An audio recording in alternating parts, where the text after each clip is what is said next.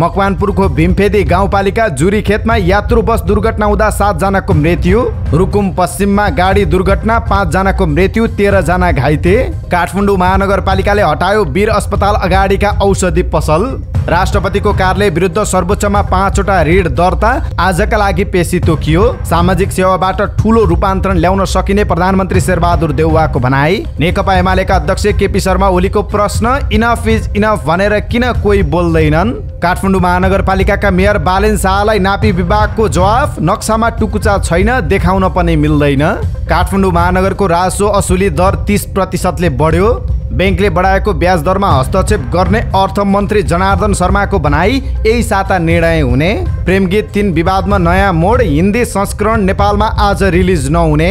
टुकुचा खोजी अभियानमा भेटिएको गाडी दरबारको कि परराष्ट्रको, यो सम्बन्धी जानकारी आजको समाचारमा हेर्नुहोस्। तेस्रो माउन्ट एभरेस्ट अन्तर्राष्ट्रिय खुल्ला तेक्वान्दो च्याम्पियनसिप पोखरामा सुरु। एकपछि अर्को बैंक लुटिएपछि लेबनानका सबै बैंकहरू अनिश्चितकालका लागि बन्द। र स्वास्थ्य सम्बन्धी जानकारीमा आज कागती पानी पिउनुका फाइदाहरू के छन्, यो सम्बन्धी जानकारी सहित देश विदेशका 35 महत्त्वपूर्ण खबर अपडेट लिएर आएका छौँ। हाम्रो भिडियो सामग्री अन्तिमसम्म हेर्नुहोला। सुप्रभात, इनसाइड नेपाल न्युज टिभीमा यहाँहरू सम्पूर्णलाई हार्दिक स्वागत छ। आज मिति 2079 साल असोज महिनाको 7 गते शुक्रबार, इस्वी सम्वत 2022 सेप्टेम्बर 23 तारिक। दर्शकबिन सदाका दिन जस्तै आज पनि हामी देश विदेशका महत्त्वपूर्ण खबर अपडेट लिएर तपाईँ माझ उपस्थित भएका छौँ। तपाईँले हाम्रो न्युज बुलेटिन कहाँबाट हेर्दै हुनुहुन्छ, कृपया आफ्नो गाउँठाउँको नाम तलको कमेन्ट बक्समा लेखिदिनुहोला। दैनिक रूपमा सत्य अनि तथ्य खबर अपडेटका लागि हाम्रो यस युट्युब च्यानललाई सब्स्क्राइब गर्न नबिर्सिनुहोला। आजको समाचार सुरुवात गरौँ दुर्घटनाको दुःखद खबरबाट। मकवानपुरको भीमफेदी गाउँपालिका जुरी खेतमा यात्रु बस दुर्घटना हुँदा 7 जनाको मृत्यु भएको छ। काठमाडौँबाट हेटौँडाका लागि छुटेको ना 3 ख 7858 नम्बरको बस भीमफेदीको ओह्रालोमा सडकबाट तल खसेर दुर्घटनामा परेको गाउँपालिका उपाध्यक्ष सञ्जीव श्रेष्ठले जानकारी दिनुभयो। प्रहरीले 6 जनाको घटनास्थलमै र 1 जनाको उपचारका लागि अस्पताल लैजाने क्रममा बाटोमै मृत्यु भएको जनाएको छ। ओह्रालो बाटोमा माथिल्लो घुम्तीबाट खसेको बस तल्लो घुम्तीमा पुगेर अड्किएको छ। घाइतेहरूको हेटौँडा अस्पतालमा उपचार भइरहेको छ।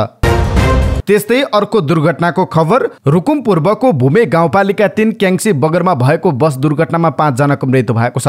काठमाडौँबाट रुकुमकोट आउँदै गरेको G1 ख 9109 नम्बरको बस बिहिबार दुर्घटना हुँदा घटनास्थलमा 5 जनाको मृत्यु भएको जिल्ला प्रहरी कार्यालय रुकुम पूर्वका प्रहरी नायब उपरीक्षक प्रकाश डाँगीले जानकारी दिनुभयो। मृतकको शनाखत हुन बाँकी रहेको छ। उक्त बसमा सवार 17 मध्ये 13 जना घाइते भएको र 3को अवस्था गम्भीर रहेको बताइएको छ। घाइते सबैको रुकुम पूर्व अस्पतालमा उपचार भइरहेको प्रहरी नायब उपरीक्षक डाँगीले जानकारी दिनुभयो। नेपाली सेनाको नर्सिङ दल गुल्म रुकुम पूर्वका सेनानी बाबुराम जीसीले घाइतेको उपचारका लागि सुर्खेतबाट हेलिकप्टर मगाई उद्धार गरिएको जानकारी दिनुभएको छ। काठमाडौँ महानगरपालिकाले वीर अस्पताल अगाडिका औषधि पसलहरू भएको अस्थायी टहरा हटाएको छ। वीर अस्पतालको सर्जिकल भवनतर्फ टाँसिएका टहरा र त्यसमा चलाइएका पसलहरू हटाइएको हो। सर्जिकल भवनको पास भएको नक्सामा सो क्षेत्र बगैँचाको रूपमा थियो, तर वीर अस्पतालले हटाउन खोज्दा औषधि पसलले पुरानो सम्झौता देखाएर मानेका थिएनन्। तर महानगरपालिकाले ती टहरामा नक्सा विपरीत भएको भन्दै बुधबार माइकिङ गरेर बिहिबार दिउँसो 1 बजेसम्म खाली गर्न अल्टिमेटम दिएको थियो। केही औषधि पसलेहरूले बिहान नै सटर खाली गरेका थिए भने केहीले अटेर गरेका थिए। हिजो दिउँसो 2 बजे डोजर सहित पुगेको महानगर प्रहरीको टोलीले अस्पताल अघिको सो पुरानो टहरामा डोजर चलाएर औषधि पसल हटाएको हो। सटरहरू प्रयोग गर्न नमिल्ने गरी भत्काइएको छ। यो सँगै वीर अस्पतालका अधिकांश औषधि पसल विस्थापित भएका छन्। तत्कालका लागि भने वीर अस्पतालका बिरामी र उनीहरूका आफन्तलाई वीर अस्पताल आसपास औषधि किन्न भने सकस हुने भएको छ। नागरिकता विधेयक प्रमाणीकरण नगरी संविधानको उल्लङ्घन गरेको भन्दै राष्ट्रपति कार्यालय विरुद्ध सर्वोच्चमा 5वटा रिट निवेदन दर्ता भएको छ। राष्ट्रपति कार्यालयले दुवै संसदबाट पास गरेको विधेयक प्रमाणीकरण नगर्दा संविधान विपरीत भएको भन्दै त्यस विरुद्ध रिट परेको हो। सर्वोच्च अदालत स्रोतका अनुसार अधिवक्ता सुनिल रञ्जन सिंहले दर्ता गराएको रिटको पेशी आजका लागि तोकिएको छ भने अन्य रिटको पेशी पनि एकैपटक सुनवाई हुने गरी आजका लागि तोकिएको छ। प्रधानमन्त्री शेरबहादुर देउवाले नेपालमा सामाजिक सेवाको माध्यमबाट समाजमा ठूलो रूपान्तरण ल्याउन सकिने बताउनु भएको छ। बिहिबार काठमाडौँ समाज कल्याण परिषदले 43औं सामाजिक सेवा दिवसको अवसरमा आयोजना गरेको कार्यक्रमलाई सम्बोधन गर्दै प्रधानमन्त्री देउवाले नेपाल जस्तो विकास उन्मुख मुलुकमा सामाजिक सेवाको माध्यमबाट नै ठूलो रूपान्तरण ल्याउन सकिने बताउनु भयो। जय नेपाल हलदेखि कमलादी मोडसम्म टुकुचा खोला खोज्ने काठमाडौँ महानगरपालिकाको अभियानमा धक्का लागेको छ। खोला मिचेर अनाधिकृत संरचना बनाएको भन्दै महानगरले 30 भदौदेखि जय नेपाल हलदेखि कमलादी मोडसम्मको संरचनामा डोजर चलाएको थियो।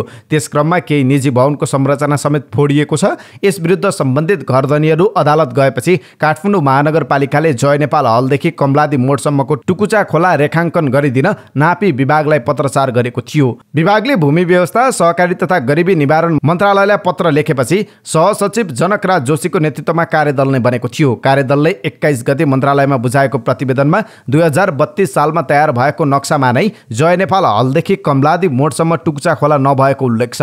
जय नेपाल हलदेखि कमलादी मोडसम्मको टुकुचा खोला फिल्डमा कहाँनेर छ, हामीलाई देखाइदेऊ भन्नुभएको थियो। सहसचिव जोशीले भन्नुभयो, हामीले अध्ययन गर्दा के पायौँ भने त्यो त नक्सामै छैन। नक्सामै छैन भने जमिनमा कसरी देखाइदिन सक्छौँ, उहाँले प्रश्न गर्नुभयो। त्यसैले नक्सा नभएको चिज हामीले जमिनमा देखाउन सक्दैनौँ। नदी, घर, जग्गा आदि जमिनमा कहाँनेर पर्छ भनेर देखाउने काम रेखाङ्कन हो। तर जय नेपाल हलदेखि कमलादी मोडसम्मको टुकुचा खोला नक्सामा नभएकाले रेखाङ्कन गर्न नसकिने मन्त्रालयको निष्कर्ष छ। जोशीका अनुसार अध्ययनका क्रममा फिल्डमा गएर हेर्दा जय नेपाल हलको पारिपट्टि नारायणहिटी दरबारको पर्खालको 18-20 फिट मुनिबाट टुकुचा गएको छ र कमलादी मोडमा पनि 20-25 फिट तल निस्किएको छ। फिल्डमा जति जमिनको सतहमा देखिँदैन, नक्सामा पनि त्यस्तै छ। जोशीले अगाडि भन्नुभयो, नक्सामा नभएको खोला कहाँनेर पर्छ भनेर हामीले चिनो लगाइदिन सक्ने भएनौँ। भूमि व्यवस्था मन्त्रालयको कार्यदलले टुकुचा खोला खोज्ने हो भने के गर्न पर्छ भनेर सुझाव पनि दिएको छ। कार्यदलका अनुसार भूमिगत स्रोत र संरचनालाई जमिनको सतहमा कहाँनेर पर्छ भनेर पत्ता लगाउने प्रविधि ग्राउन्ड पेनिट्रेटिङ राडार PTR छ। यो प्रविधिको प्रयोगले टुकुचा खोला जमिनको सतहमा कहाँनेर पर्छ भनेर पत्ता लगाउन सकिन्छ।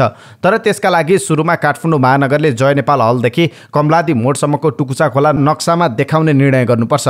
त्यसपछि केन्द्र सरकारको निकायले पनि यो ठाउँको जमिन सरकारी नै हो भनेर निर्णय गर्नुपर्छ। सहसचिव जोशीले भन्नुभयो, यो जग्गा सरकारी हो भन्ने निर्णय गराएर खोला खोतलेर सतहमा देखाउनु पर्यो र नाप जाँच गरेर लगत कट्टा गरिदिनुहोस् भन्यो भने बल्ल हामी नक्सा बनाइदिन सक्छौँ। तर जमिन मुनि कुन अवस्थामा छ, कति गहिराइमा छ, कति चौडाइ छ भन्ने थाहा नपाई माथि भएका संरचनालाई व्यवस्था गरेर खोला देखाइदिन सक्दैनौँ। भूमि व्यवस्था मन्त्रालयको कार्यदलको सुझाव छ, यदि जय नेपाल हलदेखि कमलादी मोडसम्मको टुकुचा खोलाबारे आधिकारिक र कानुनी रूपमा छिनोफानो गर्ने हो भने सडक विभाग, खानी तथा भूगर्भ विभाग, महानगर भूमिगत जल स्रोतमा काम गर्ने निकाय, नापी विभाग लगायतका सरकारी निकायलाई राखेर कार्यदल बनाएर अध्ययन गर्नुपर्छ र त्यसको सुझावका आधारमा मात्र अगाडि बढ्नु उपयुक्त हुन्छ। भूमि व्यवस्था मन्त्रालयका प्रवक्ता समेत रहनुभएका सहसचिव जोशीले भन्नुभयो, मन्त्रालयले कार्यदलको प्रतिवेदनबारे जानकारी गरायौँ र सुझाव खण्ड दिएर पठाएका छौँ। नेकपा एमालेका अध्यक्ष केपी शर्मा ओलीले सरकारको काम स्वेच्छाकारिताको पराकाष्ठ भएको बताउनु भएको छ। सरकारले प्रधान न्यायाधीशलाई नजरबन्दमा राखेको र उनकी छोरीलाई दिनभर थुनेको समेत आरोप लगाउनु भयो। पूर्व प्रहरी प्रमुख सर्वेन्द्र खनाल लगायतलाई पार्टी प्रवेश गराउँदै ओलीले निलम्बित प्रधान न्यायाधीश चोलेन्द्र शमशेर जबराको बचाउ गर्नुभयो। सभामुखले 6 महिनासम्म बदनियतपूर्वक महाभियोग रोकेर राखेको भन्दै ओलीले संसदको कार्यकाल सकिएसँगै त्यो सकिएको बताउनु भयो। ओलीले भन्नुभयो, घरमा थुनेर राख्नु, नजरबन्दमा राख्नु राज्य आतंकको पराकाष्ठ हो। जबराकी छोरी काम विशेषले घरबाट बाहिर निस्किन खोज्दा दिनभरि थुनेर छाडेको ओलीको दाबी छ। यद्यपि अन्तर्वार्ता दिए कि जबराकी छोरी नक्कली भएको प्रमाणित भइसकेको छ। गृहमन्त्रीको पदमा 2-4 महिना पुग्यो भन्दैमा मनपरी गर्ने उहाँले प्रश्न गर्नुभयो। प्रधानमन्त्रीले जवाब दिनुपर्छ, कुन कानुनले प्रधान न्यायाधीशलाई बिना पक्राउ पुर्जी नजरबन्दमा राख्नुहुन्छ। पञ्चायतकालमा पनि यस्तो नहुने भन्दै उहाँले भन्नुभयो, सरकारको यो स्वेच्छाकारी कुनै पनि नागरिकमाथि पर्न सक्छ। उहाँले आफू सरकारमा हुँदा इनफ इज इनफको नारा लगाउनेहरू अहिले कता गए भनेर प्रश्न गर्नुभएको छ। मोर देन इनफ भनेको यो हो। एमाले अध्यक्ष ओलीले भन्नुभयो, इनफ इज इनफ भनेर किन कोही बोल्दैनन्, सबै प्रायोजित कुरामा देश चलाउन खोजिएको छ। त्यस्तै उहाँले राष्ट्रपतिको बचाउ गर्दै राष्ट्रपतिसँग विधेयकबारे कुनै परामर्श नगरेको भन्दै संविधान उल्लङ्घन गरेको आरोप लगाउनु भएको छ। मैले संसदको 1 वर्ष अगाडि नै उभिएर भनेको थिएँ, संविधानको धारा 81 तर्फ सरकारको ध्यान जाओस्। संविधान विधेयकहरू संसदमा पेश गर्नु पूर्व राष्ट्रपतिसँग सल्लाह गर्नुपर्छ, राष्ट्रपतिसँग स्वीकृति लिनुपर्छ, राष्ट्रपतिलाई ब्रिफिङ गरेको हुनुपर्छ भन्छ। यो अहङ्कारी गठबन्धनले संविधानको धारा 81 एकपल्ट पनि पालना गरेन। चालु आर्थिक वर्षमा काठमाडौँ महानगरपालिकाको राजस्व सङ्कलनमा वृद्धि भएको छ। 5 असोजसम्म महानगरपालिकाले 1 अर्ब 67 करोड 14 लाख 6,983 रुपियाँ राजस्व सङ्कलन गरेको छ। गत आर्थिक वर्ष 2077-78 को 5 असोजसम्म 1 अर्ब 28 करोड 71 लाख 32,628 रुपियाँ राजस्व सङ्कलन भएको थियो। यसअनुसार यो वर्ष गत वर्षको समीक्षा अवधिको तुलनामा 29.85% अर्थात् 38 करोड 42 लाख 74,000 22,351 रुपियाँ बढी राजस्व उठेको महानगरपालिकाले जनाएको छ। विगतका वर्षहरूमा अटेर गरेर कर नतिर्ने ठूला करदातालाई पत्राचार गरेर कडाई गरेपछि यस वर्ष राजस्व सङ्कलनको मात्रामा वृद्धि भएको राजस्व विभागका प्रमुख डाक्टर शिवराज अधिकारीले जानकारी दिनुभयो। गएको वर्षहरूमा पनि पत्राचार भएको हो, तर करदाताले टेरेका थिएनन् उहाँले भन्नुभयो। अहिले अधिकांश सामुदायिक विद्यालयहरूले तेस्रो त्रैमासिक परीक्षा सञ्चालन गरिरहेका छन्। ग्रामीण क्षेत्रका सामुदायिक विद्यालयहरूले शिक्षक अभाव, भौतिक पूर्वाधार र डेस्क बेन्चको अभाव झेलिरहेका छन्। यस्तैमा रुकुम पश्चिमको बाँफीकोट गाउँपालिका 1 पालाकोटको जनएकता माध्यमिक विद्यालयका विद्यार्थी चौरमा बसेर परीक्षा दिइरहेका छन्। पर्याप्त कक्षा कोठा र डेस्क बेन्च नहुँदा आलो पालो गरेर पठन पाठन हुने गरेकोमा परीक्षा भने चौरमा सञ्चालन गरिएको छ। परीक्षाको समयमा दूरी कायम गरेर सञ्चालन गर्नुपर्ने हुँदा अभाव भएकाले चौरमा चलाउनु परेको गाउँपालिका शिक्षा, युवा तथा खेलकुद शाखा प्रमुख रत्नबहादुर केसीले बताउनुभयो। गाउँपालिकाको अरू विद्यालयहरूमा पनि भौतिक पूर्वाधार तथा डेस्क बेन्चको अभाव रहेको अपिताल गाउँपालिकाका शिक्षा शाखा प्रमुख देवराज पन्तले बताउनुभयो। अभिनेता बुद्धि तामाङले मकवानपुरकी अनु थिङसँग आज शुक्रबार तामाङ परम्परा अनुसार विवाह गर्दै हुनुहुन्छ। भक्तपुर कौशलटारको एक पार्टी प्यालेसमा हुन लागेको बिहेमा दुवै पक्षका परिवारका सदस्यहरू उपस्थित हुनेछन्। कबड्डी फेम्ड अभिनेताले माघी विवाह गर्न लाग्नु भएको हो। 30 वर्षीय थिङ स्नातक अध्ययनरत विद्यार्थी समेत हुनुहुन्छ। परिवारकै माध्यमबाट उनीसँग भेट भएको बुद्धिले जानकारी दिनुभयो। राष्ट्रपति विद्यादेवी भण्डारीले नागरिकता विधेयक प्रमाणीकरण गर्न अस्वीकार गरेपछि मध्य प्रदेशका 8वटै जिल्लामा विरोध प्रदर्शन भएको छ। नेपाली कङ्ग्रेस, जसपा, जनमत पार्टी लगायतले विरोध गरेका छन्। बुधबारदेखि नै उनीहरूले विरोध प्रदर्शनलाई जारी राखेका छन्। जनकपुर, वीरगञ्ज, गौशाला, सिरा लगायतमा राष्ट्रपतिको कदम विरुद्ध प्रदर्शन भएको छ। उनीहरूले नाराबाजी गर्दै राष्ट्रपतिको पुतला जलाएका छन्। राष्ट्रपतिले नेकपा एमालेसँग मिलेमत्वमा नागरिकता विधेयक प्रमाणीकरण नगरेको जसपा जनकपुर धाम उपमहानगरपालिकाका अध्यक्ष विष्णुदेव शाहले आरोप लगाउनुभयो। उनीहरूले राष्ट्रपतिको राजीनामा पनि माग गरेका छन्। भरतपुर महानगरपालिका 21 पार्वतीपुरकी रोशनी ढकालले ज्ञान केन्द्रमा नमुना लिएर पुग्नु भएको थियो। समयमा युरिया र पोटास मलको कमी भएका कारण उहाँको धानमा पहेँलो रोग लागेको देखियो। उहाँले भन्नुभयो, औषधि गर्दा गर्दै पनि धान मर्ने हो कि भन्ने चिन्ता छ। त्यस्तै भरतपुर महानगरपालिका 14 शिवनगरका किसान दिलबहादुर थापाले 1 बिघामा लगाएको धान एक रातमा किराले सखाप पारेको छ। हिजो बिहान उड्दा धान किराले काटिसकेको उहाँले गुनासो गर्नुभयो। धान पसाउने समयमा विभिन्न किराका कारण समस्या देखिएको भन्दै उहाँले भन्नुभयो, समस्या समाधान हुनु पर्यो, नत्र हामी किसान मर्कामा पर्छौं। किसानको खेतमा अहिलेको धानमा शीत क्लाइड अर्थात् पातको फेदमा डडुवा, घाँटीमा मरुवा, सेतो झिँगा र युरिया र पोटासको कमीका कारण पहेँलो हुने समस्या र धानमा दाना नलाग्ने समस्या देखिएको कृषि ज्ञान केन्द्रले जनाएको छ। धान खेती गरिएको 22,977 हेक्टर क्षेत्रफल मध्ये 40% क्षेत्रफलमा रोगको समस्या देखिएको केन्द्रका सूचना अधिकारी मीनबहादुर पुन मगरले जानकारी दिनुभयो। त्यस्तै कतिपय स्थानमा धानमा दाना नलाग्ने समस्या समेत देखिएको छ। के कारणले दाना नलागेको भन्ने विषयमा अध्ययन सुरु गरिएको कार्यालयले जनाएको छ। प्राविधिकहरूको सल्लाह बमोजिम औषधिको प्रयोग गर्न कार्यालयले सुझाव दिएको छ। अर्थमन्त्री जनार्दन शर्माले बैंक तथा वित्तीय संस्थाले निक्षेपको ब्याज दर वृद्धि गरेसँगै कर्जाको ब्याज दर पनि आकाशिएको भन्दै यसले लगानी निरुत्साहित हुने र अर्थतन्त्रमा समस्या आउने बताउनु भएको छ। एकातिर बैंक तथा वित्तीय संस्थामा लगानी गर्ने पैसा नभएको र अर्कातिर ब्याज दर आकाशिएकाले लगानी निरुत्साहित हुने भएकाले अर्थतन्त्रमा समस्या आउने मन्त्री शर्माले बताउनु भएको हो। बिहिबार EB एक्सपो 2022 को उद्घाटनका क्रममा अर्थमन्त्री शर्माले बैंकले बढाएको यही ब्याज दरलाई इङ्कित गर्दै यसमा सरकारले हस्तक्षेप गर्ने बताउनु भएको छ। जुन देशमा बैंकमा पैसा राखेर 13%, 14% र 15% सम्म आम्दानी लिन पाइन्छ, त्यो देशमा उत्पादन सम्भव होला? प्रश्न गर्नुभयो। पक्कै पनि हुँदैन उहाँले भन्नुभयो। यहाँनेर समस्या छ, यो समस्यालाई हल गर्नुपर्छ। ब्याज दरका विषयमा आफूले सम्बन्धित निकायका प्रतिनिधिहरूसँग छलफल गरिरहेको मन्त्री शर्माको भनाइ थियो। उहाँले व्यवसाय, बैंक र अर्थ मन्त्रालयका प्रतिनिधिहरूलाई राखेर आउने हप्ता गम्भीर छलफल गरेर निष्कर्ष निकाल्ने बताउनु भएको छ। बैंकहरूमा पैसा राख्दा 15% सम्म ब्याज पाउने भएपछि नेपालमा उत्पादनमूलक क्षेत्रमा लगानी हुन नसकेको उहाँले बताउनु भयो। उद्योगमा लगानी गर्दा 8 देखि 10% ब्याज आउने, तर बैंकमा राख्दा 15% र जग्गामा लगाउँदा 2 गुणा बढी ब्याज प्राप्त हुने भएपछि उत्पादनमूलक क्षेत्रमा लगानी निरुत्साहित भइरहेको अर्थमन्त्री शर्माको भनाइ थियो। उपभोक्ता अधिकार कर्मीहरूले सरकारले सीमित मोबाइल व्यापारीलाई फाइदा पुग्ने गरेर एएमडीएमएस प्रणाली लागू गरेको भन्दै आपत्ति जनाएका छन्। नेपाल दूरसञ्चार प्राधिकरणले भदौ 29 गतेदेखि नेपालमा गैर कानुनी रूपमा भित्रिने मोबाइल फोनहरूको अनाधिकृत आयात नियन्त्रण गर्न भन्दै मोबाइल डिभाइस म्यानेजमेन्ट सिस्टम एएमडीएमएस सुरु गरेको थियो। तर सरकारले सीमित व्यापारीहरूलाई फाइदा पुग्ने गरी एएमडीएमएस प्रणाली लागू गरेको भन्दै विरोध सुरु भएको छ। सरकारले बजारमा कार्टेलिङ गर्न सीमित व्यापारीहरूको दबावमा लागू गरेको एएमडीएमएस प्रणाली उपभोक्ता हित र मौलिक अधिकारको विरुद्धमा रहेको उनीहरूको आरोप छ। उपभोक्ता अधिकार कर्मीहरूले सीमित मोबाइल कम्पनी र व्यक्तिहरूलाई मोबाइल बजारमा एकाधिकार कायम गर्ने गरी लागू भएको प्रणाली तत्काल फिर्ता गर्न माग गरेका छन्। बुधबार न्युज एजेन्सी नेपालसँगको कुराकानीमा उपभोक्ता अधिकार अनुसन्धान मञ्चका अध्यक्ष तथा उपभोक्ता अधिकार कर्मी माधव तिमिल सिन्हाले सीमित व्यक्ति र व्यापारीहरूलाई फाइदा पुग्ने गरी व्यवसायीहरूको दबावमा परेर मोबाइल व्यवसायमा कार्टेलिङ गर्ने काम राज्यले नै गरेको आरोप लगाउनु भयो। अध्यक्ष तिमिल सिन्हाले विदेशमा गएर दुःख गरेर कमाएको पैसाले नेपालमा आउँदा 2 पैसा सस्तोमा ल्याउने अधिकारबाट वञ्चित गरेको बताउनु भयो। उहाँले मोबाइल व्यवसायीहरूले उपभोक्तालाई लुट्न पाउने गरी सरकारले निर्णय गरेकाले मोबाइल व्यवसायीले उत्सव मनाएको बताउनु भयो। अध्यक्ष तिमिल सिन्हाले उपभोक्तावादको सिद्धान्त राज्य वा सेवा प्रदायकले वस्तु तथा सेवाको विषयमा जानकारी दिनुपर्ने भने पनि नेपाली मोबाइल व्यवसायीहरूले मोबाइलको फिचर्सको विषयमा उपभोक्तालाई सचेत गराउने काम समेत नगरेको आरोप लगाउनु भयो। उहाँले अधिकांश मोबाइल कम्पनीहरूको भ्रमपूर्ण विज्ञापन भइरहँदा समेत सरकारी निकाय मौन बसेको बताउनु भयो। उहाँले सरकारले लागू गरेको एएमडीएमएस प्रणाली तत्काल खारेज गर्नुपर्ने बताउनु भयो। प्रेमगीत 3 को हिन्दी संस्करण नेपालमा दशैं घटस्थापनाको दिनदेखि फिल्मलाई देशव्यापी प्रदर्शनमा ल्याउने भएको छ। हिन्दी भर्सन विविध प्राविधिक कारणले 1-2 दिन रिलिज गर्न नसक्ने स्थिति सिर्जना बनाइयो। निर्माता सन्तोष सेनले फेसबुकमा लेख्नु भएको छ, अहिलेका लागि हामी क्षमा प्रार्थी छौँ। चलचित्र विकास बोर्ड स्रोतले भने निर्माण कम्पनीबाट प्राप्त हुने सेन्सर र कर चुक्ताको कागजपत्र नपुगेकाले सेन्सरमा ढिलाइ भएको बताएको छ। कागजपत्र क्लियर हुने बित्तिकै सेन्सर हुन्छ र प्रदर्शन हुन्छ, स्रोतले भनेको छ।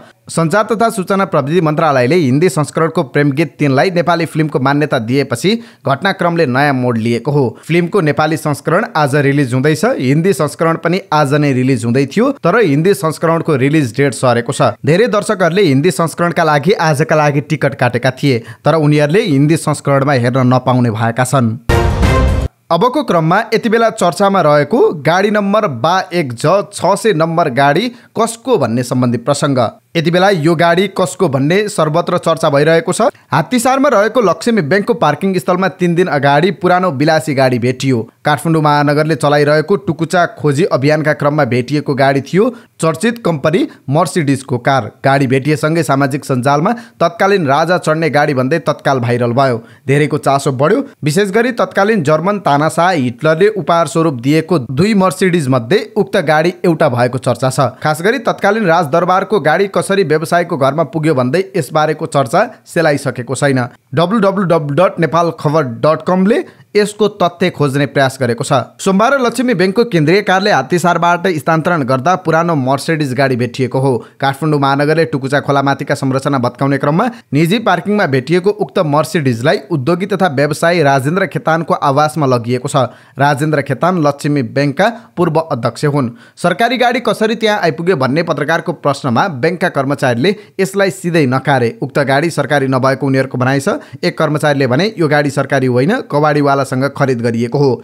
गाडी निकाल्ने क्रममा कर्मचारीले कवाडीसँग खरिद गरिएको बताएका थिए। कर्मचारीले परराष्ट्र मन्त्रालयले लिलामी गरेका गाडी खरिद गरेको बताएका छन्। काठमाडौँ महानगर प्रहरीका अनुसार निजी पार्किङमा थप अर्को गाडी पनि स्थानान्तरण गरिएको छ। 2 बजे एउटा गाडी निकालिएको थियो भने सोही दिन 4 बजे अर्को गाडी स्थानान्तरण गरिएको महानगरीय प्रहरीले जनाएको छ। क्रेन मार्फत लगिएको दोस्रो गाडीको नम्बर प्लेट 22J690 नम्बरको थियो। निजी सवारीको नम्बर 22J रहेको हुन्छ भने सरकारीको 22J हुन्छ। तत्कालीन समयमा गृह मन्त्रालय अन्तर्गतको उपत्यका ट्राफिक प्रहरी कार्यालयमा यसको सवारी जाँच प्रमाणपत्र टाँसिएको छ। 2069 साल मङ्सिर मसान्तसम्म गाडीको सवारी प्रदूषण जाँच प्रमाणपत्र पनि टाँसिएको छ। यसअघि 2056 असार मसान्तसम्म प्रदूषण जाँच तिरिएको हरियो स्टिकर नै छ। दरबारको तथ्याङ्कमै छैन 22J690। नेपालमा राजतन्त्रको समाप्तिसँगै नारायणहिटी दरबार सङ्ग्रहालयले त्यहाँका पुराना गाडी प्रदर्शनीमा राखेको छ। हिटलरले तत्कालीन राजा त्रिभुवनलाई दिएको एउटा मर्सिडिज नारायणहिटी दरबार सङ्ग्रहालयमा सर्वसाधारणको अवलोकनका लागि राखिएको छ। लक्ष्मी ब्याङ्कको केन्द्रीय कार्यालयको बेसमेन्टमा भेटिएको 22J690 नम्बर प्लेटको गाडी दरबार सङ्ग्रहालयको तथ्याङ्कमा नै छैन। नारायणहिटी दरबार संग्रहालय स्थापनादेखि नै सबै गाडीको तथ्याङ्क सङ्कलन गरिरहेका छौँ। संग्रहालयका एक अधिकारीले भने बा 1 झ 690 नम्बर प्लेटको गाडी दरबारको अभिलेखमा छैन। दरबार संग्रहालयको स्थापनाको समयमा 26वटा गाडी रहेको उनले बताएका छन्, जसमा राष्ट्रपति कार्यालय, उपराष्ट्रपति कार्यालय र नेपाली सेनाले एक-एकवटा गाडी लगेका छन्। अहिले 23वटा गाडी पुराना संग्रहालयमै सुरक्षित रहेको ती अधिकारीको भनाइ छ। 23वटा कुनै पनि गाडी चल्दैनन्। उहाँले थप भन्नुभयो, 1-2वटा बाहेक सबै गाडी प्रदर्शनीमा राखिएको छ। संग्रहालयमा परिणत भएपछि नारायणहिटीबाट कुनै पनि गाडी लिलाम भएका छैनन्। नारायणहिटी संग्रहालयका निमित्त कार्यकारी निर्देशक सुरेश श्रेष्ठले सोमबार भेटिएको गाडी संग्रहालयको आधिकारिक तथ्याङ्कमा नरहेको जानकारी दिनुभयो। संग्रहालय स्थापनापछिको तथ्याङ्कमा उक्त गाडी देखिँदैन। उहाँले भन्नुभयो, राजपरिवारकै सदस्यको भए पनि पहिला नै बक्सिस, लिलाम वा बेचेको हुन सक्छ। श्रेष्ठले राजाको पालामा भएका गाडी र तिनको प्रयोगको अवस्थाबारे संग्रहालयमा कुनै पनि अभिलेखीकरण नभएको बताउनुभयो। सार्वजनिक चासो बढेसँगै उक्त गाडीको उत्पत्तिको समय र नेपालमा भएको दर्ता विवरण पनि फेला परेको छ। टुकुचा उत्खननको सिलसिलामा भेटिएको बा 1 झ 600 नम्बरको गाडी मर्सिडिज परराष्ट्र मन्त्रालय अन्तर्गतको अतिथि सत्कार विभागको नाममा दर्ता भएको पाइएको छ। उक्त विभाग अहिले खारेज भइसकेको छ। त्यहाँको सम्पत्ति तथा कर्मचारी परराष्ट्र मन्त्रालय मातहत समाहित भइसकेको छ। यातायात कार्यालयको तथ्याङ्कअनुसार उक्त गाडीको बेलबुक नम्बर 15745 हो। मर्सिडिज कम्पनीले उत्पादन गरेको उक्त गाडी 1969 मा बनेको थियो। यसको मोडल नै 1969 रहेको छ। कालो कलरमा रहेको गाडीमा 7वटा सिट छन्, जसको सञ्चालक प्रकृति पेट्रोल इन्जिन युक्त छ। उक्त गाडी भन्सार विभागबाट सुविधामा भित्रिएको थियो। सरकारी प्रयोगका लागि ल्याइएको यसले नेपालभर गुड्ने अनुमति पाएको छ। परराष्ट्र मन्त्रालयका कर्मचारीसँग बुझ्दा अतिथि सत्कार विभाग मन्त्रालय मातहत आए पनि गाडीको विषयमा थाहा नभएको बताए। यता तत्कालीन समयको विलासी गाडी भएकाले दरबारकै हो कि भन्ने चासोबारे नारायणहिटी दरबार संग्रहालयका पूर्व कार्यकारी निर्देशक रोहित ढुङ्गानासँग थप बुझ्दा उहाँले यसलाई नकार्नुभयो। उहाँका अनुसार बा 1 झ भन्ने बित्तिकै यो दरबारको गाडी होइन। ढुङ्गानाले भन्नुभयो, नारायणहिटी दरबारमा सेतो नम्बर प्लेट भएको मर्सिडिज गाडी नै थिएनन्। त्यसकारण टुकुचामा भेटिएको गाडी दरबारको नभएको उहाँको भनाइ छ। सेतो नम्बर प्लेटमा रातोले लेखिएका गाडी दरबारका कसैले पनि प्रयोग गर्नेनन् उहाँले भन्नुभयो। ढुङ्गानाका अनुसार दरबारले निजी नम्बर प्लेटकै गाडी प्रयोग गर्थ्यो। दरबारको गाडीको नम्बर प्लेट बा 1 च नै उल्लेख हुने गरेको थियो। बा 1 झ भनेपछि श्री 5 को सरकार अन्तर्गतकै गाडी हो, तर दरबारको होइन। निश्चित हुँदै उनले भने सिंहदरबारका परराष्ट्र वा गृह मन्त्रालय मातहतका निकायले प्रयोग गरेको हुनुपर्छ। भदौ महिनामा वैदेशिक रोजगारीमा जानेको संख्या झन बढेको छ। बितेको भदौ महिनामा 76,403 जना नेपाली रोजगारीका लागि विदेश गएका छन्। त्यसको झन्डै आधा हिस्सा मलेसियाले नै ओगटेको छ। महामारीका कारण लामो समय बन्द रहेको मलेसियाको रोजगारी खुलेसँगै त्यहाँबाट डिमान्ड ह्वात्तै बढेको छ। यसले गर्दा मलेसियामा पनि रोजगारीका लागि जानेको संख्या उच्च हुँदा विदेशीको संख्या नै औसतभन्दा दोब्बर हुन थालेको छ। भदौ महिनाको तथ्याङ्क अनुसार 50,050 जना श्रमिकलाई मेनपावर कम्पनीले नै भिसा प्रक्रिया पूरा गरेर विदेश पठाएका छन्। बाँकी भने श्रम स्वीकृति नवीकरण तथा व्यक्तिगत किसिमका श्रम स्वीकृतिबाट विदेश गएका छन्। वैदेशिक रोजगार विभागका अनुसार भदौमा विदेशी संख्या साउनको तुलनामा उच्च हो। साउन महिनामा 63,069 जना नेपाली कामका लागि विदेशिएका थिए। भदौ महिनामा मलेसियामा मात्रै 35,372 जना श्रमिक कामका लागि गएका छन्। यसमध्ये 33,020 जना नेपाली श्रमिकले नयाँ श्रम भिसामा मलेसिया पुगेका छन्। भदौ महिनामा कतारमा 11,775, युएईमा 8,365, साउदीमा 6,774, कुवेतमा 5,069 र कोरियामा 1,715 जना नेपाली श्रमिक पुगेका छन्। बिहिबार नेप्से परिसूचक 9.83 अङ्कले घटेर 1838.96 बिन्दुमा पुगेर बन्द भएको छ। यस दिन 229वटा धितोपत्रको 65,57,05,169 रुपियाँ बराबरको कारोबार भएको छ। नेप्से परिसूचकसँगै कारोबार रकम पनि दिनौ घटिरहेको छ।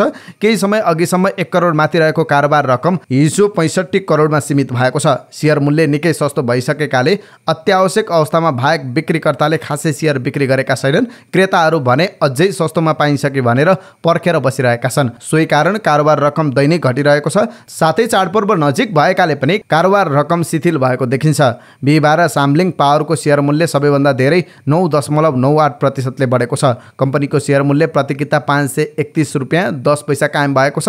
त्यस्तै लक्ष्मी इक्विटी फन्डको मूल्य 4.42% बढेको छ। यस दिन सेयर मूल्य सर्वाधिक घटेमा 10% प्रभु बैंक डिबेन्चर 2084 रहेको छ। यस दिन सर्वाधिक सेयर खरिद बिक्री नबिल बैंकको भएको छ। कम्पनीको 2 करोड 58 लाख रुपियाँ बराबरको सेयर खरिद बिक्री भएको छ।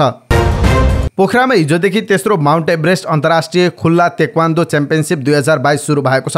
तेक्वान्दो सङ्घ गण्डकीको आयोजनामा 6 देखि 9 असोजसम्म पोखरा रङ्गशालाको बहुद्देशीय कभर्ड हलमा तेक्वान्दो सहित G2 याकिङ तथा प्रथम GCS माउन्ट एभरेस्ट अन्तर्राष्ट्रिय खुल्ला पुस्मे च्याम्पियनसिप 2022 सुरु भएको छ। प्रतियोगितामा 13 देशका 1425 खेलाडीले भाग लिँदैछन्। प्रतियोगिता गण्डकी प्रदेशका मुख्यमन्त्री कृष्णचन्द्र नेपाली पोखरेलले उद्घाटन गर्नुभयो। नेपालको इतिहासमै पहिलो पटक नाडा इबी एक्सपो सुरु भएको छ। बिहिबार काठमाडौँको भिरकुटी मण्डपमा 4 दिने नाडा इबी एक्सपो सुरु भएको हो। नेपालमा पहिलो पटक भिरकुटी मण्डपमा सुरुवात भएको छ। नाडा अध्यक्ष ध्रुव थापाले भन्नुभयो, नेपालमा विद्युतीय सवारी साधनको अपरिहार्यतालाई महसुस गर्दै नाडा इबी एक्सपो शुभारम्भ भएको हो। कोभिड महामारीका कारण 2020 र 2021 मा वर्षेनी गर्दै आएको नाडा अटो सो हुन सकेको थिएन। 2022 मा नाडाले अटो सोको तयारी गरे पनि सरकारले गाडी आयात प्रतिबन्ध गरेसँगै इबी एक्सपो हुन लागेको हो। नेपालमा विद्युतीय सवारी साधनको महत्त्व बढ्दै गएको बताउँदै अध्यक्ष थापाले प्रदूषण कम गर्न मात्र नभई विद्युतीय खपतमा सहयोग पुग्ने बताउनुभयो। दशरथ रङ्गशालामा 1 असोजमा हुने बङ्गलादेश विरुद्धको मैत्रीपूर्ण खेलका लागि अन्तिम टोलीमा समावेश हुँदै युवा फरवार्डर द्वय ऋतिक कुमार खड्का र आशिक चौधरीले राष्ट्रिय फुटबल टिममा इन्ट्री गरेका छन्। कार्यवाहक मुख्य प्रशिक्षक प्रदीप उमागाईले बिहिबार घोषणा गरेको 23 सदस्यीय टोलीमा ऋतिक र आशिक 2 नयाँ अनुहार छन्। घरेलु फुटबलमा उत्कृष्ट प्रदर्शन गर्दै आएका ऋतिक र आशिकले प्रशिक्षणको दौरान राम्रो सम्भावना देखाएको प्रशिक्षक हुमागाईले बताउनुभयो। पहिलो पटक राष्ट्रिय टिममा परेपछि ऋतिक र आशिक दुवैजना उत्साहित छन्। राष्ट्रिय टिमको जर्सी लगाएर सिनियर खेलाडीसँगै ड्रेसिङ रुम सेयर गर्न उनीहरू उत्साहित भएको बताउँछन्। एकदमै खुसी अनुभव भइरहेको छ, यो सुरुवात मात्र हो। ऋतिकले भनेका छन्, अझै धेरै सङ्घर्ष गरेर देशका लागि आफ्नो उत्कृष्ट प्रदर्शन दिने चाहना छ। सर्लाही लालबन्दीका 20 वर्षीय ऋतिकले गत वर्ष 3 स्टार क्लबबाट ए डिभिजन लिग खेलेका थिए। चर्च बोइज क्लबलाई ए डिभिजनमा उकाल्न उत्कृष्ट प्रदर्शन गरेका आशिक यसअघि पनि क्लोज क्याम्पमा परेका थिए, तर घुँडाको समस्याका कारण उनी अन्तिम टिममा परेनन्। मोरङ हराइचा 7 गछियाका 22 वर्षीय आशिक चर्च बोइज ए डिभिजनमा उक्लँदा उत्कृष्ट खेलाडी घोषित भएका थिए। निजी क्षेत्रको छाता संगठन नेपाल उद्योग वाणिज्य महासंघले बैंकरले अहिलेको तरलता सङ्कटलाई अवसरको रूपमा हेरेको आरोप लगाएको छ। नाडा अटो सोको उद्घाटन समारोहमा बोल्दै महासंघका अध्यक्ष शेखर गोल्छाले तरलता सङ्कटलाई बैंकरले नयाँ अवसर र सम्भावनाको रूपमा लिएको आरोप लगाउनु भएको छ। तरलता अभावलाई बैंकरले नयाँ सम्भावनाको रूपमा हेरेका छन्। अर्थ मन्त्रालय यसमा सचेत हुनुपर्छ। कर्जाको ब्याज दर र स्प्रेड दर बढेको बढै छ। उहाँले भन्नुभयो, बेस रेटमा यति प्रतिशत प्रिमियम लिन्छौँ भनेर गरेको सम्झौता 1 वर्षसम्म परिवर्तन गर्न नपाइने भए पनि 1 वर्ष नहुँदै परिवर्तन गरेका छन्। बैंकरले धम्कीको शैलीमा ब्याज दर बढ्छ, भद्र सहमति टुटो भनिरहेको उनीहरूले बताएका छन्। अहिलेको सङ्कट समग्र अर्थतन्त्रको भएको भन्दै यसमा कसैले अवसर देख्छ भने त्यसमा राष्ट्र बैंक र अर्थ मन्त्रालयले हेर्नुपर्ने उहाँले बताउनुभयो। अहिलेको तरलता सङ्कटको बोझ सबैले लिनुपर्ने भन्दै यसमा बैंकहरू अछुतो रहन नसक्ने उहाँको तर्क थियो। अब के अन्तर्राष्ट्रिय प्रसङ्ग छोटकरीमा। लेबनानले देशभरका बैंकहरू अनिश्चितकालका लागि बन्द गरेको छ। मुलुकको बैंकिङ एसोसिएसनले एकपछि अर्को बैंकहरू लुटिरहेकाले बैंक खोल्नु खतरनाक भएकाले यस्तो निर्णय लिन बाध्य भएको बताएको छ। बिहिबारदेखि 3 दिनको सटडाउन पछि बैंकहरू खुल्दै थिए, तर त्यसअघि नै बुधबार साँझ बैंकिङ एसोसिएसनले एक वक्तव्य जारी गर्दै बैंकहरू अनिश्चितकालका लागि बन्द हुने घोषणा गर्यो। गत हप्ता मात्र कम्तीमा 8 बैंकहरू तिनकै बचतकर्ताबाट लुटिएको घटना बाहिरिएको थियो। पछिल्लो समय लेबनानमा बचतकर्ताले आफ्नै बचत खाताबाट पैसा निकाल्न बैंक कब्जा गर्ने क्रम बढ्दै गएको थियो। बैंकले सेवा बन्द गरे पनि एटिएम भने सञ्चालनमा छन्, तथापि एटिएमबाट पहिले जस्तो विदेशी मुद्रा भने निकाल्न सकिँदैन। लेबनानमा विदेशी मुद्राको अभाव सिर्जना हुन थालेपछि सन् 2019 मा राज्यले डलरमा गरिएका बचत निकाल्न रोक लगायो। लेबनानी मुद्रा अस्थिर हुने भएकाले तिनको मुद्रा डलरमा बचत गर्ने प्रचलन रहेको छ। त्यसकारण सरकारको कडाइले धेरैलाई अप्ठ्यारो परेको छ। मानिसहरूले आफ्नै बचत निकाल्न नपाउने नियमलाई बैंकहरूको लुटको संज्ञा दिइरहेका छन्। हात हतियारसहित बैंक नियन्त्रणमा लिएर आफ्नो बचत रकम निकाल्ने क्रम बढेको छ। लेबनानको अर्थतन्त्र सन् 2019 को उत्तरार्धदेखि गम्भीर सङ्कटमा परेको छ। विश्व बैंकले लेबनानको सङ्कटलाई सन् 1850 यता विश्वले देखेको सबैभन्दा खराब मध्ये एक सङ्कटको रूपमा व्याख्या गरेको छ। अमेरिकी राष्ट्रपति जो बाइडेनले महिला प्रदर्शनकारीसँग आफ्नो ऐक्यबद्धता रहेको जनाएका छन्। प्रहरीद्वारा गिरफ्तार गरिएकी एक युवतीको मृत्युको विरोधमा भइरहेको प्रदर्शनमा अन्य 8 जनाको मृत्यु भइरहेका बेला राष्ट्रपति बाइडेनले प्रदर्शनकारीसँग आफ्नो ऐक्यबद्धता रहेको बताएका छन्। सुडानमा हालै आएको बाढी र पहिरोबाट ज्यान जानेको संख्या 164 पुगेको छ। त्यहाँ अरू केही व्यक्ति हराइरहेको समाचारमा जनाइएको छ। त्यहाँको नेसनल काउन्सिल फर सिभिल डिफेन्सले पनि सो कुराको जानकारी दिएको छ। असा आमिनी नामक महिलाको प्रहरी हिरासतमा मृत्यु भएपछि इरानमा सुरु भएको विरोध प्रदर्शन रोकिने साँठगाँठ छैन। इरानका विभिन्न सहरमा लगातार 5औं दिन पनि प्रदर्शन जारी छ। बीबीसीले तेहरान, तालेस, मसाद, जेदान, अवाज, सिर्जन, अमोल, केसम र नैसहर लगायतका सहरबाट भिडियोहरू प्राप्त गरेको छ। यी आन्दोलनमा तानाशाहको मृत्यु होस् लगायतका नारा लगाइँदैछ। यो नारा इरानका सर्वोच्च नेता अली खामेनीको लागि लगाइएको थियो। 5औं दिन पनि जारी आन्दोलनमा प्रहरी र आन्दोलनकारी बीच झडप भएको थियो। यो सँगै इरानका धेरै भागहरूमा इन्स्टाग्राम र व्हाट्सएप जस्ता सामाजिक सञ्जालहरू प्रतिबन्ध लगाइएको छ। महिलाहरूले लगातार 5औं दिन पनि विभिन्न स्थानमा हिजाब जलाएर विरोध प्रदर्शन जारी राखेका छन्। मासा आमिनी नामकी युवतीको प्रहरी हिरासतमा मृत्यु भएपछि इरानमा पछिल्लो समय प्रदर्शन सुरु भएको हो। इरानको कुर्दिस्तान प्रान्तकी 22 वर्षीय मसा आमिनीको प्रहरी हिरासतमा मृत्यु भएको थियो। उनलाई गत हप्ता तेहरानमा हिजाब नियम पालना नगरेको आरोपमा गिरफ्तार गरिएको थियो। अब आजका लागि स्वास्थ्य सम्बन्धी जानकारी। स्वास्थ्य सम्बन्धी जानकारीमा आज हामीले कागती पानी पिउनुका फाइदाहरू के छन् यो सम्बन्धी जानकारी लिएर आएका छौँ। कागती हिमाल पहाड तराई जहाँ पनि पाइने फल हो। अमिलो वर्गको फलफुलमा पर्ने यो फल पौष्टिकताको दृष्टिले पनि अति महत्त्वपूर्ण मानिन्छ। अचार, तरकारी, दाल, शरबत लगायत अन्य थुप्रै प्रकारको गहनाको रूपमा परिचित यो फलले स्वास्थ्यको दृष्टिले पनि विशेष महत्त्व राख्छ। कागती भिटामिन सी को उपयुक्त र सर्वसुलभ स्रोत हो। यो फल खाने गरेमा यसले तौल घटाउन ठूलो सहयोग पुर्याउँदछ। कागतीमा भएको भिटामिन सी प्रतिरक्षा प्रणालीलाई मजबुत बनाउन मद्दत गर्छ। रक्त सञ्चारसँग जोडिएका समस्या, मधुमेह, आँखाको समस्याबाट बच्न पनि कागतीले महत्त्वपूर्ण भूमिका खेल्दछ। विशेष गरी बिहान खाली पेटमा कागती पानी पिएमा बढी फाइदा हुने बताइन्छ। कागतीमा प्रशस्त पाइने भिटामिन सीले हाम्रो शरीरको प्रतिरक्षा प्रणाली मजबुत गराउँछ। त्यस्तै कागती स्वादमा अमिलो भए पनि यो क्षारीय वर्गको फलफुल हो। कागती पानीको नियमित सेवनले शरीरमा अम्ल र क्षार बीचको सन्तुलन बनाउन मद्दत पुग्छ। बिहान खाली पेटमा कागती पानी पिएमा शरीरबाट विजातीय दब्बे निष्कासनमा सहयोग पुग्छ। कागती पानीले पाचन क्रियालाई पनि मजबुत बनाउन सहयोग गर्छ। कागती calcium, magnesium, potassium, citric acid र फस्फोरसको राम्रो स्रोत हो। कागती पानी पिउने गरेमा शरीरमा खतरनाक ब्याक्टेरियाको विकास र वृद्धि रोक्न सहयोग पुग्छ। रुगाखोकीको उपचारमा पनि कागती पानीले फाइदा पुर्याउँदछ। मस्तिष्कलाई पोषित गर्न र स्नायु कोषलाई स्वस्थ राख्न पनि विशेष भूमिका खेल्छ। कागतीले रक्तचाप नियन्त्रण गर्न मद्दत गर्छ। कागती पानीले कलेजोमा अक्सिजन र क्याल्सियमको मात्रा सन्तुलन गर्छ। हरेक दिन कागती पिउने पानी गरेमा मृगौला पत्थरी बन्न पाउँदैन र बनेको पत्थरीलाई विघटित गरेर बाहिर निकाल्न मद्दत गर्छ। कागती पानीको नियमित सेवनले बढेको तौल घटाउन पनि मद्दत गर्छ।